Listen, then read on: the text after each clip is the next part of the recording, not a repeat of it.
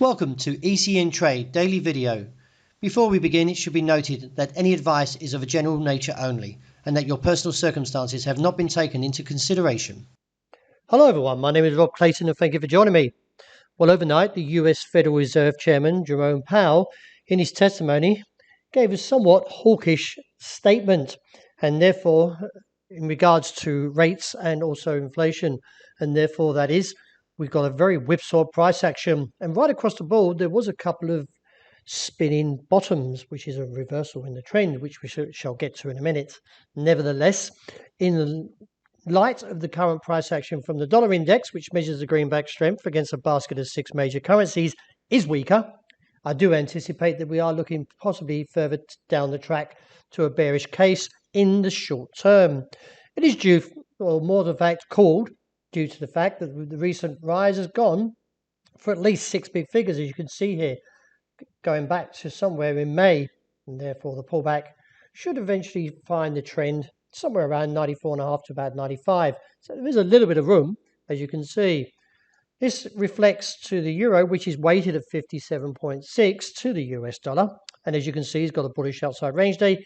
And also from the bullish divergence that kicks in, has given further upside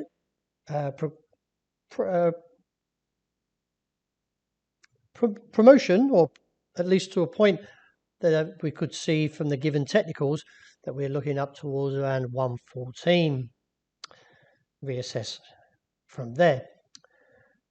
The Australian dollar, what we do have, you can see inside the channel, respectively, a spinning bottom.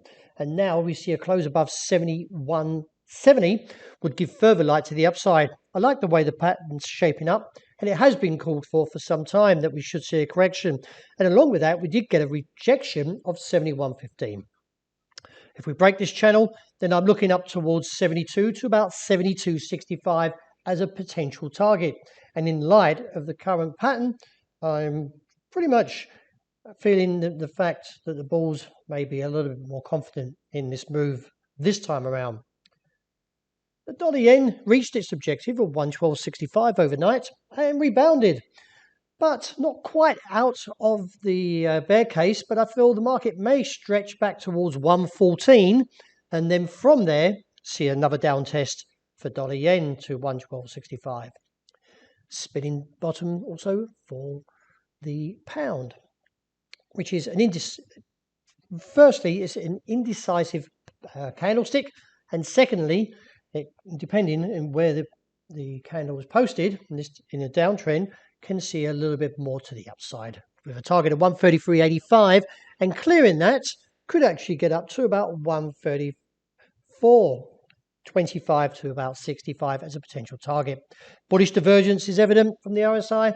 So in terms of right across the board, it seems that the dollar has got a bit of a bearish correction in play, and therefore some of the markets may see a bit of profit taking in terms of short or in long. But in this case, in the short term, is that the profit taking may see the drive back up to that top side. A little bit whipsaw price action for CAD yen, but nevertheless, there is a little bit of an upside play coming back into the market. But not going to get overly confident due to this candle, and where the technicals are, may see a rise up to around about 89.50 to about 89.60, and then maybe a retest back to that bottom side, looking at 87.20 as a target. Another whipsaw price action for gold, and as you can see, a rejection firstly from previously at 1,815 and this time above 1,800.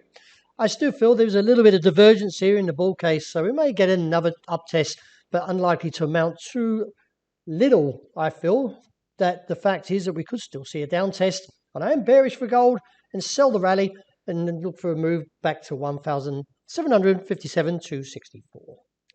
Another heavy display in oil overnight, and now from the broader picture from what I was looking at yesterday, $61.80 a barrel, or around $61.80 to about $62 a barrel as potential target, and then he rises towards the European session on New York, finding a cap around 68.5.